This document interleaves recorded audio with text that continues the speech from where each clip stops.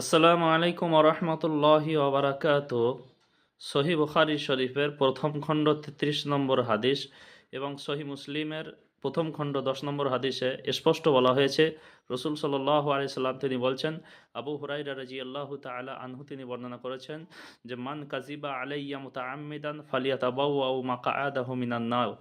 কেউ যদি বানিয়ে মিথ্যা করে একটি হাদিস যদি সমাজে প্রচার করে, যেটা আল্লাহ রসুল বলছে, যেটা আমি বলিনি, যেটা আমার অনুমোদন নেই, সেটা অবশ্যই ফালিয়াতাবাওয়া মাকআদাহু মিনান নার, যে ওই হাদিসটি বর্ণনা করবে সমাজের কাছে না জেনে না বুঝে মিথ্যাভাবে, তা সে তার জাহান নামে তার স্থান বানিয়ে নিল।